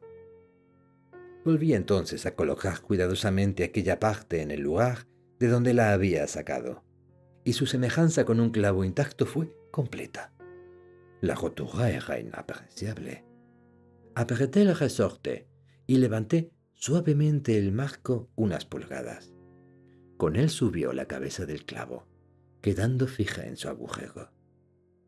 Cerré la ventana y fue otra vez perfecta la apariencia del clavo entero. Hasta aquí estaba resuelto el enigma. El asesino había huido por la ventana situada a la cabecera del lecho. Al bajar por sí misma, luego de haber escapado por ella, o tal vez al ser cerrada deliberadamente, se había quedado sujeta por el resorte, y la sujeción de éste había engañado a la policía, confundiéndola con la del clavo, por lo cual se había considerado innecesario proseguir la investigación. El problema era ahora saber cómo había bajado el asesino. Sobre este punto me sentía satisfecho de mi paseo en torno al edificio. Aproximadamente a 5 pies y medio de la ventana en cuestión pasa la cadena de un pararrayos. Por esta hubiera sido imposible a cualquiera llegar hasta la ventana, y ya no digamos entrar. Sin embargo, al examinar los postigos del cuarto piso, vi que eran de una especie particular, que los carpinteros parisienses llaman ferrades. Especie poco usada hoy, pero hallada frecuentemente en las casas antiguas de Lyon y Bordeaux. Tienen la forma de una puerta normal, sencilla y no de dobles batientes, excepto que su mitad superior está enrezada o trabajada a modo de celosía, por lo que ofrece un asidero excelente para las manos. En el caso en cuestión, estos postigos tienen una anchura de 3 pies y medio, más o menos. Cuando los vimos desde la parte posterior de la casa, los dos estaban abiertos hasta la mitad, es decir, formaban con la pared un ángulo recto. Es probable que la policía haya examinado, como yo, la parte posterior del edificio, pero al mirar las ferrades en el sentido de su anchura, como deben de haberlo hecho, no se han dado cuenta de la dimensión en este sentido, o cuando menos no le han dado la necesaria importancia. En realidad, una vez se convencieron de que no podía efectuarse la huida por aquel lado, no lo examinaron sino superficialmente.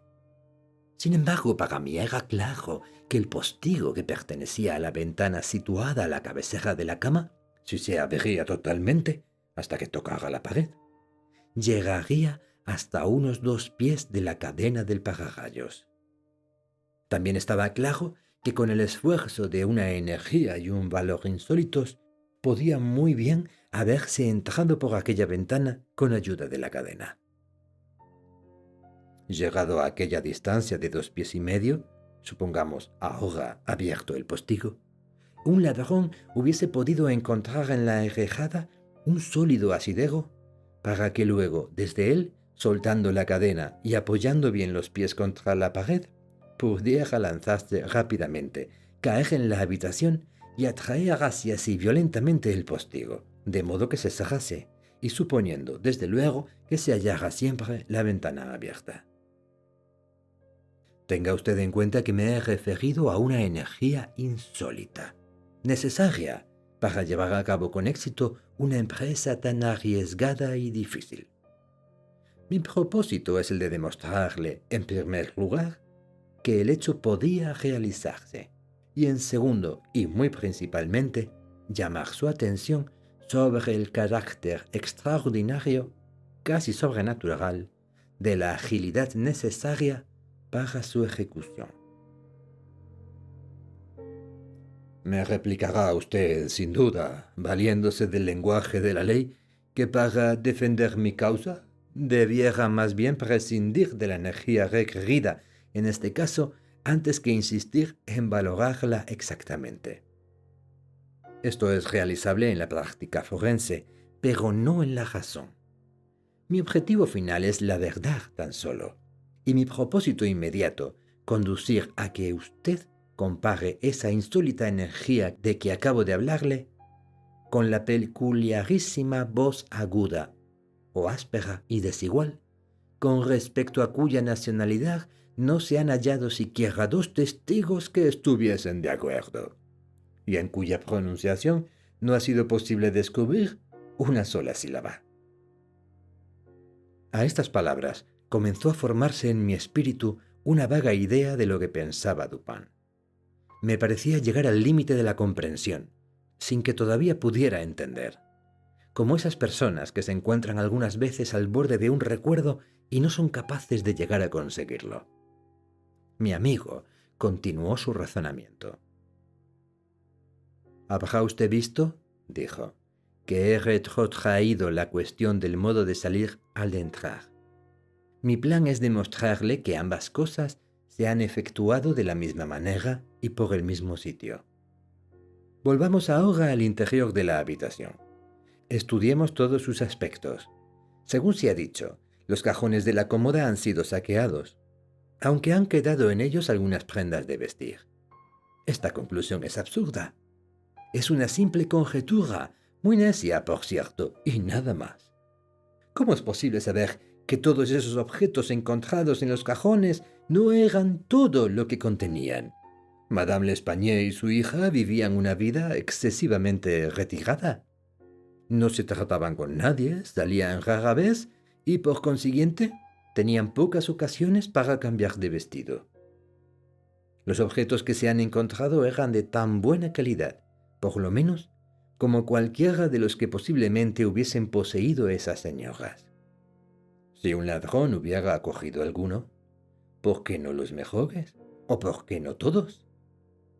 En fin, ¿hubiesen abandonado 4.000 francos en oro para cargar con un fardo de ropa blanca?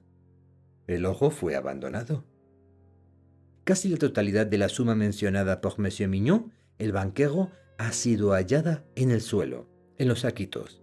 Insisto, por tanto, en querer descartar de su pensamiento la idea desatinada de un motivo engendrada en el cerebro de la policía por esa declaración que se refiere a dinero entregado a la puerta de la casa.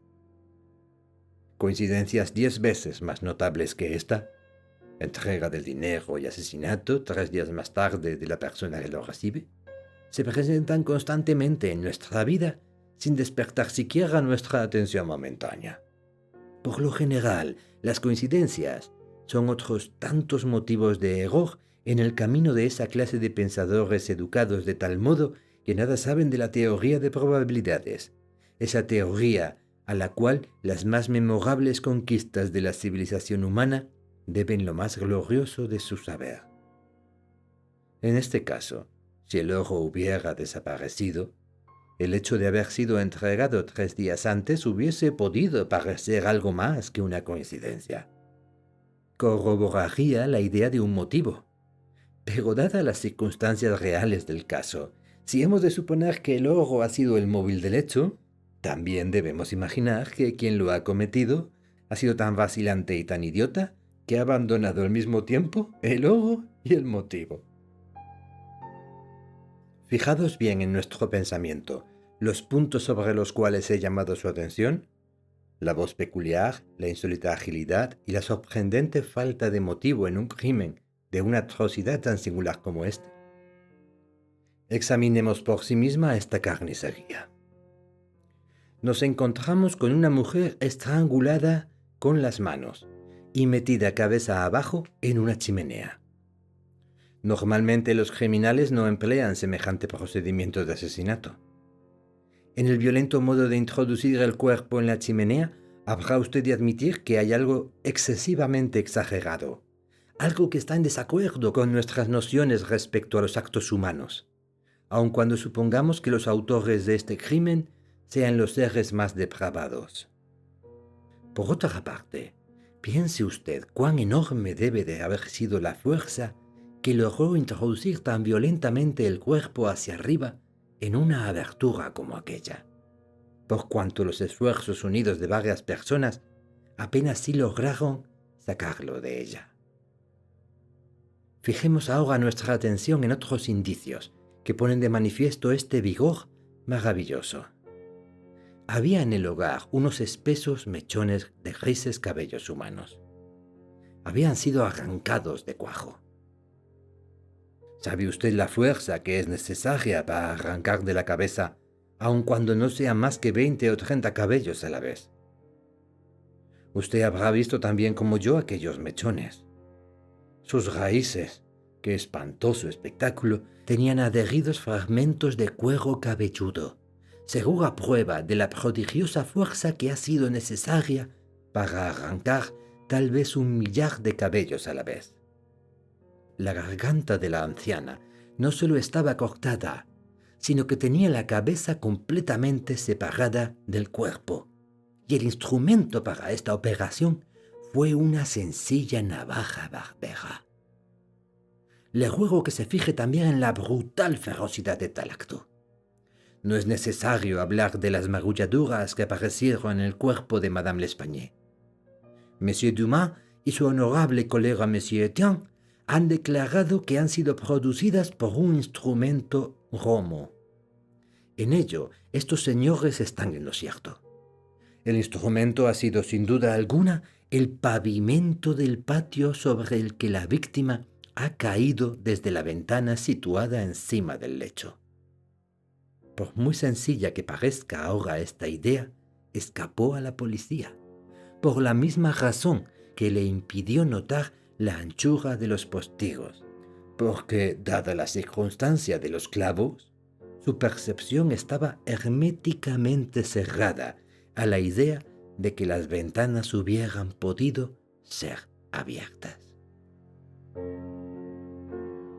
Si ahora, como añadidura a todo esto, ha reflexionado usted bien acerca del extraño desorden de la habitación, hemos llegado ya al punto de combinar las ideas de agilidad maravillosa, fuerza sobrehumana, bestial ferocidad, carnicería sin motivo, una grotesquerie en lo horrible, extraña en absoluto a la humanidad, y una voz extranjera por su acento para los oídos de hombres de distintas naciones y desprovista de todo silabeo que pudieran advertirse distinta e ininteligiblemente.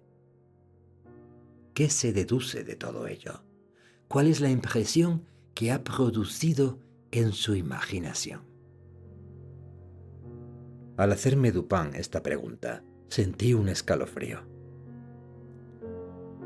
Un loco ha cometido ese crimen, dije.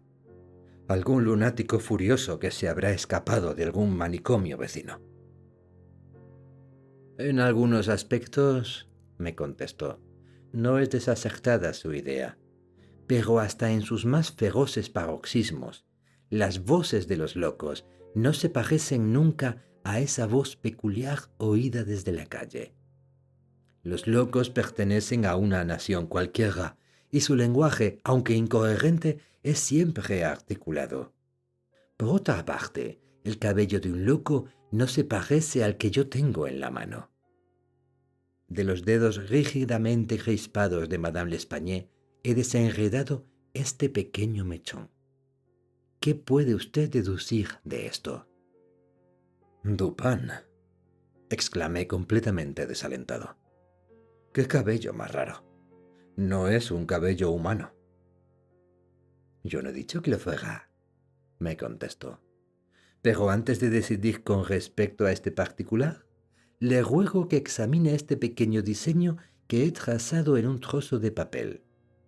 Es un facsímil que representa lo que una parte de los testigos han declarado como cárdenas magulladuras y profundos rasguños producidos por las uñas en el cuello de Mademoiselle L'Espanaye, y que los doctores Dumas y Etienne llaman una serie de manchas lívidas evidentemente producidas por la impresión de los dedos. «Comprenderá usted», continuó mi amigo, desdoblando el papel sobre la mesa y ante nuestros ojos, «que este dibujo da idea de una presión firme y poderosa. Aquí no hay deslizamiento visible. Cada dedo ha conservado, quizá hasta la muerte de la víctima, la terrible presa en la cual se ha moldeado. Pruebe usted ahora de colocar sus dedos, todos a un tiempo, en las respectivas impresiones tal como las ve usted aquí. Lo intenté, en vano. ¿Es posible?, continuó, que no efectuemos esta experiencia de un modo decisivo. El papel está desplegado sobre una superficie plana y la garganta humana es cilíndrica. Pero aquí tenemos un tronco cuya circunferencia es poco más o menos la de la garganta. Arrolle a su superficie este diseño y volvamos a efectuar la experiencia. Lo hice así, pero la dificultad fue todavía más evidente que la primera vez. Esta, dije, no es la huella de una mano humana. Ahora lea este pasaje de Cuvier, continuó Dupin. Era una historia anatómica, minuciosa y general del gran orangután salvaje de las islas de la India Oriental. Son harto conocidas de todo el mundo la gigantesca estatura, la fuerza y agilidad prodigiosas, la ferocidad salvaje y las facultades de imitación de estos mamíferos. Comprendí entonces, de pronto, todo el horror de aquellos asesinatos. La descripción de los dedos, dije cuando hube terminado la lectura, está perfectamente de acuerdo con este dibujo. Creo que ningún animal, excepto el orangután de la especie que aquí se menciona, puede haber dejado huellas como las que ha dibujado usted. Este mechón de pelo ralo tiene el mismo carácter que el del animal descrito por Cuvier. Pero no me es posible comprender las circunstancias de este espantoso misterio. Hay que tener en cuenta, además, que se oyeron disputar dos voces, e indiscutiblemente una de ellas pertenecía a un francés. Cierto, y recordará usted una expresión atribuida casi unánimemente a esa voz por los testigos, la expresión «mon Dieu». Y en tales circunstancias, uno de los testigos, Montagny, el confitero, la identificó como expresión de protesta o reconvención. Por tanto, yo he fundado en estas voces mis esperanzas de la completa solución de este misterio. Indudablemente, un francés conoce el asesinato. Es posible, y en realidad más que posible, probable, que él sea inocente de toda participación en los hechos sangrientos que han ocurrido. Puede habérsele escapado el orangután, y puede haber seguido su rastro hasta la habitación, pero dadas las agitadas circunstancias que se hubieran producido, pudo no haberle sido posible capturarle de nuevo. Todavía anda suelto el animal. No es mi propósito continuar estas conjeturas, y las califico así, porque no tengo derecho a llamarlas de otro modo, ya que los atisbos de reflexión en que se fundan apenas alcanzan la suficiente base para ser apreciables, incluso para mi propia inteligencia. Y además, porque no puedo hacerlas inteligibles para la comprensión de otra persona. Llamémoslas, pues, conjeturas, y considerémoslas así. Si, como yo supongo, el francés a que me refiero es inocente de tal atrocidad, este anuncio que a nuestro regreso dejé en las oficinas de Le Monde, un periódico consagrado a intereses marítimos y muy buscado por los marineros, nos lo traerá a casa. Me entregó el periódico y leí. Captura. En el bosque de Boloña se ha encontrado a primeras horas de la mañana del día un enorme orangután de la especie de Borneo. Su propietario, que se sabe es un marino perteneciente a la tripulación de un navío maltés, podrá recuperar el animal previa su identificación, pagando algunos pequeños gastos ocasionados por su captura y manutención. ¿Cómo ha podido usted saber, le pregunté a Dupin, que el individuo de que se trata es marinero y está enrolado en un navío maltés? Yo no lo conozco, repuso Dupin. No estoy seguro de que exista, pero tengo aquí este pedacito de cinta que, a juzgar por su forma y su grasiento aspecto, ha sido usada, evidentemente para anudar los cabellos en forma de esas largas colas a que tan aficionados son los marineros. Por otra parte, este lazo saben anudarlo muy pocas personas, y es característico de los malteses. Recogí esta cinta al pie de la cadena del pararrayos. No puede pertenecer a ninguna de las dos víctimas. Todo lo más, si me he equivocado en mis deducciones con respecto a este lazo, es decir, pensando que este francés sea un marinero enrolado en un navío maltés, no habré perjudicado a nadie diciendo lo que he dicho en el anuncio. Si me he equivocado, supondrá él que algunas circunstancias me engañaron y no se tomará el trabajo de inquirirlas. Pero si acierto, habremos dado un paso muy importante. Aunque inocente del crimen, el francés habrá de conocerlo y vacilará entre si debe responder o no al anuncio y reclamar o no al orangután. Sus razonamientos serán los siguientes. Soy inocente, soy pobre. Mi orangután vale mucho dinero, una verdadera fortuna para un hombre que se encuentra en mi situación. ¿Por qué he de perderlo por un vano temor al peligro? Lo tengo aquí, a mi alcance. Lo he encontrado en el bosque de Bolonia, a mucha distancia del escenario de aquel crimen. ¿Quién sospecharía que un animal ha cometido semejante acción? La policía está despistada. No ha obtenido el menor indicio. Dado el caso de que sospecharan del animal, será imposible demostrar que yo tengo conocimiento del crimen, ni mezclarme en él por el solo hecho de conocerlo. Además me conocen. El anunciante me señala como dueño del animal. No sé hasta qué punto llega este conocimiento. Si soslayo el reclamar una propiedad de tanto valor y que además se sabe que es mía, concluiré haciendo sospechoso al animal. No es prudente llamar la atención sobre mí ni sobre él. Contestaré, por tanto, a este anuncio. Recobraré mi orangután y lo encerraré hasta que se haya olvidado por completo este asunto. En este instante, oímos pasos en la escalera. «Esté preparado», me dijo Dupin. «Coja sus pistolas, pero no haga uso de ellas ni las enseñe hasta que yo le haga una señal». Habíamos dejado abierta la puerta principal de la casa.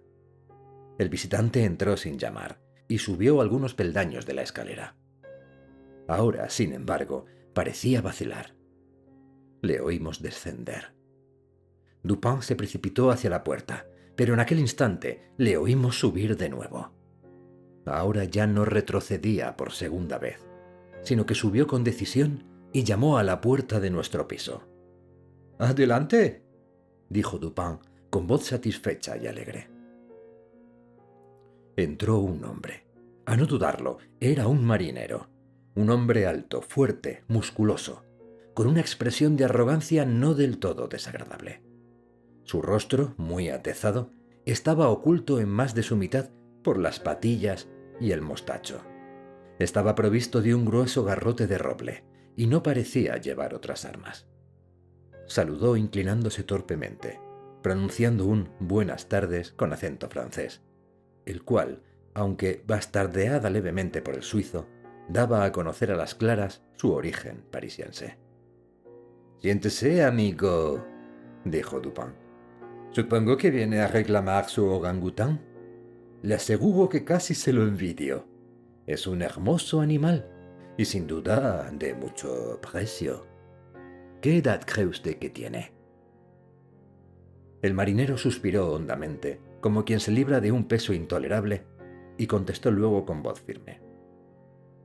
«No puedo decírselo, pero no creo que tenga más de 4 o 5 años.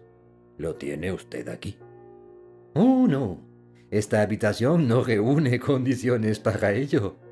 Está en una cuadra de alquiler en la Rue du Bourg, cerca de aquí. Mañana por la mañana, si usted quiere, podrá recuperarlo.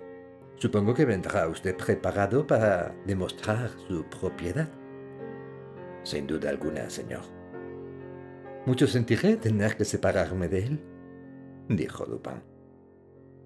«No pretendo que haya usted tomado tantas molestias para nada, señor», dijo el hombre. «Ni pensarlo. Estoy dispuesto a pagar una gratificación por el hallazgo del animal, mientras sea razonable». «Bien», contestó mi amigo. Todo esto es sin duda muy justo. Veamos. ¿Qué voy a pedirle? Oh, ya sé. Se lo diré ahora. Mi gratificación será esta. Ha de decirme usted cuanto sepa con respecto a los asesinatos de la Rue Morgue.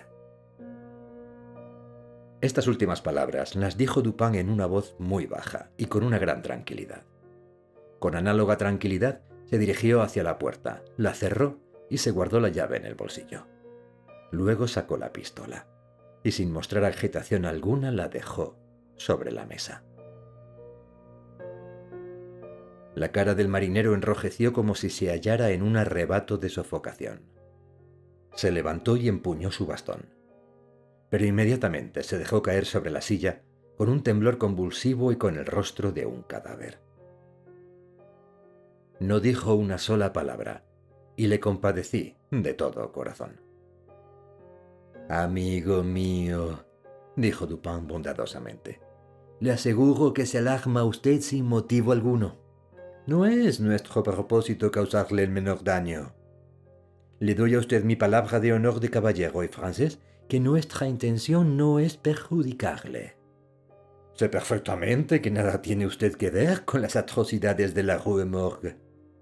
Sin embargo, no puedo negar que, en cierto modo, está usted complicado. Por cuanto le digo, comprenderá usted perfectamente que, con respecto a este punto, poseo excelentes medios de información. Medios en los cuales no hubiera usted pensado jamás. El caso está ya claro para nosotros. Nada ha hecho usted que haya podido evitar. Naturalmente, nada que lo haga a usted culpable. Nadie puede acusarle de haber robado, pudiendo haberlo hecho con toda impunidad, y no tiene tampoco nada que ocultar. También carece de motivos para hacerlo. Además, por todos los principios del honor, está usted obligado a confesar cuanto sepa. Se ha encarcelado a un inocente a quien se acusa de un crimen cuyo autor solamente usted puede señalar. Cuando Dupin hubo pronunciado estas palabras, ya el marinero había recobrado un poco de su presencia de ánimo, pero toda su arrogancia había desaparecido. «¡Que Dios me ampare!», exclamó después de una breve pausa. «Le diré cuanto sepa sobre el asunto, pero estoy seguro de que no creerá usted ni la mitad siquiera. Estaría loco si lo creyera. Sin embargo, soy inocente, y aunque me cueste la vida, le hablaré con franqueza». En resumen, fue esto lo que nos contó. Había hecho recientemente un viaje al archipiélago índico. Él formaba parte de un grupo que desembarcó en Borneo y pasó al interior para una excursión de placer. Entre él y un compañero suyo habían dado captura al orangután. Su compañero murió y el animal quedó de su exclusiva pertenencia. Después de muchas molestias producidas por la ferocidad indomable del cautivo, durante el viaje de regreso consiguió por fin alojarlo en su misma casa, en París, donde, para no atraer sobre él la curiosidad insoportable de los vecinos, lo recluyó cuidadosamente, con objeto de que curase una herida que se había producido en un pie con una astilla, a bordo de su buque. Su proyecto era venderlo. Una noche, o mejor dicho, una mañana, la del crimen, al volver de una francachela celebrada con algunos marineros, encontró al animal en su alcoba. Se había escapado del cuarto contiguo, donde él creía tenerlo seguramente encerrado. Se hallaba sentado ante un espejo, teniendo una navaja de afeitar en una mano. Estaba todo enjabonado, intentando afeitarse, operación en la que probablemente había observado a su amo a través del ojo de la cerradura. Aterrado, viendo tan peligrosa arma en manos de un animal tan feroz y sabiéndole muy capaz de hacer uso de ella, el hombre no supo qué hacer durante unos segundos. Frecuentemente había conseguido dominar al animal en sus accesos más furiosos utilizando un látigo, y recurrió también a él en aquella ocasión. Pero al ver el látigo, el orangután saltó de repente fuera de la habitación, echó a correr escaleras abajo y, viendo una ventana, desgraciadamente abierta, salió a la calle. El francés desesperado corrió tras él. El mono, sin soltar la navaja, se paraba de vez en cuando, se volvía y le hacía muecas. hasta que el hombre llegaba cerca de él. Entonces escapaba de nuevo. La persecución duró así un buen rato. Se hallaban las calles en completa tranquilidad porque serían las 3 de la madrugada. Al descender por un pasaje situado detrás de la Rue Morgue, la atención del fugitivo fue atraída por una luz procedente de la ventana abierta de la habitación de Madame L'Espanaye, en el 4º piso. Se precipitó hacia la casa y al ver la cadena del pararrayos trepó ágilmente por ella, se agarró al postigo que estaba abierto de par en par hasta la pared y apoyándose en esta, se lanzó sobre la cabecera de la cama. Apenas si toda esta gimnasia duró 1 minuto. El orangután, al entrar en la habitación, había rechazado contra la pared el postigo, que de nuevo quedó abierto. El marinero estaba entonces contento y perplejo. Tenía grandes esperanzas de capturar ahora al animal, que podría escapar difícilmente de la trampa donde se había metido, de no ser que lo hiciera por la cadena, donde él podría salirle al paso cuando descendiese. Por otra parte, le inquietaba grandemente lo que pudiera ocurrir en el interior de la casa, y esta última reflexión le decidió a seguir al fugitivo. Para un marinero no es difícil trepar por una cadena de pararrayos. Pero una vez hubo llegado a la altura de la ventana, cerrada entonces, se vio en la imposibilidad de alcanzarla. Todo lo que pudo hacer fue dirigir una rápida ojeada al interior de la habitación. Lo que vio le sobrecogió de tal modo de terror que estuvo a punto de caer. Fue entonces cuando se oyeron los terribles gritos que despertaron en el silencio de la noche al vecindario de la Rue Morgue. Madame L'Espanaye y su hija, vestidas con sus camisones, estaban, según parece, arreglando algunos papeles en el cofre de hierro ya mencionado, que había sido llevado al centro de la habitación. Estaba abierto y esparcido su contenido por el suelo. Sin duda, las víctimas se hallaban de espaldas a la ventana, y a juzgar por el tiempo que transcurrió entre la llegada del animal y los gritos, es probable que no se dieran cuenta inmediatamente de su presencia. El golpe del postigo debió de ser verosímilmente atribuido al viento. Cuando el marinero miró al interior, el terrible animal había asido a Madame L'Espanaye por los cabellos, que en aquel instante tenía sueltos por estarse peinando, y movía la navaja ante su rostro imitando los ademanes de un barbero. La hija yacía inmóvil en el suelo, desvanecida. Los gritos y los esfuerzos de la anciana, durante los cuales estuvo arrancando el cabello de su cabeza, tuvieron el efecto de cambiar los probables propósitos pacíficos del orangután en pura cólera. Con un decidido movimiento de su hercúleo brazo, le separó casi la cabeza del tronco. A la vista de la sangre, su ira se convirtió en frenesí.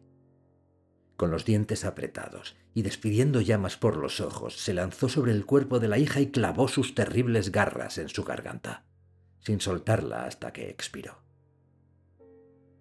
Sus extraviadas y feroces miradas se fijaron entonces en la cabecera del lecho, sobre la cual la cara de su amo, rígida por el horror, apenas sí se distinguía en la oscuridad. La furia de la bestia, que recordaba todavía el terrible látigo, se convirtió instantáneamente en miedo. Comprendiendo que lo que había hecho le hacía acreedor de un castigo, pareció deseoso de ocultar su sangrienta acción. Con la angustia de su agitación y nerviosismo, comenzó a dar saltos por la alcoba, derribando y destrozando los muebles con sus movimientos y levantando los colchones del lecho. Por fin se apoderó del cuerpo de la joven y a empujones lo introdujo por la chimenea en la posición en que fue encontrado. Inmediatamente después se lanzó sobre el de la madre y lo precipitó de cabeza por la ventana. Al ver que el mono se acercaba a la ventana con su mutilado fardo, el marinero retrocedió horrorizado hacia la cadena, y más que agarrándose, dejándose deslizar por ella, se fue inmediata y precipitadamente a su casa con el temor de las consecuencias de aquella horrible carnicería, y abandonando gustosamente, tal fue su espanto, toda preocupación por lo que pudiera sucederle al orangután.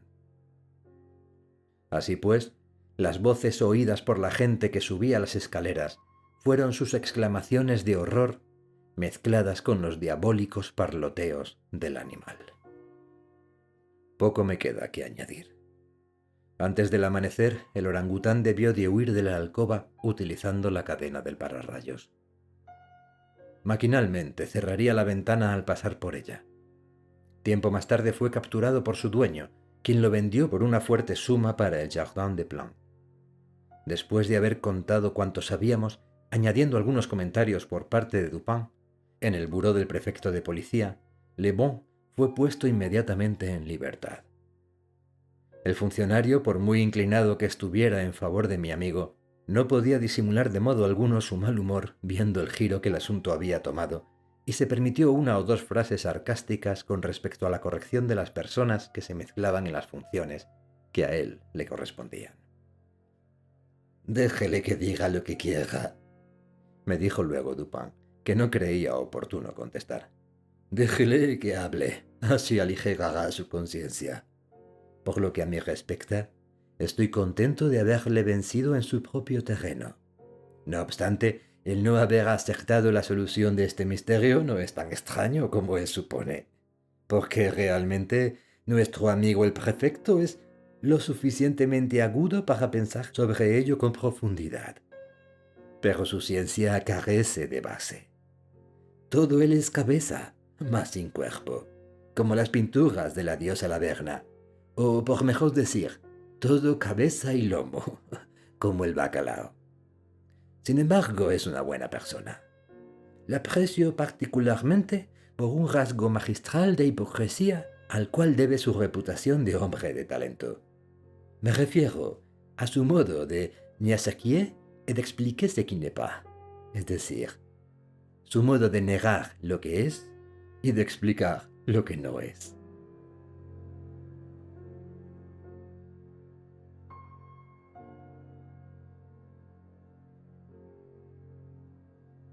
«1841. El nacimiento de un género. El relato de misterio y detectives. Un relato que influyó toda la literatura posterior hasta nuestros días. Un autor que influyó a Arthur Conan Doyle, pero también a muchos más, como por ejemplo a H.P. Lovecraft. Es de sobras conocido la admiración que Lovecraft sentía por Edgar Allan Poe y la influencia que la sombra de éste ejerció sobre el autor de Providence. En este canal podéis encontrar varias muestras de esa influencia, como por ejemplo en el relato El extraño, que os invito a escuchar a continuación si aún no lo habéis hecho. Si este relato os ha gustado, un pulgar arriba, un comentario, ayudan muchísimo al canal. Muchísimas gracias por llegar hasta aquí. Nos vemos en próximas historias.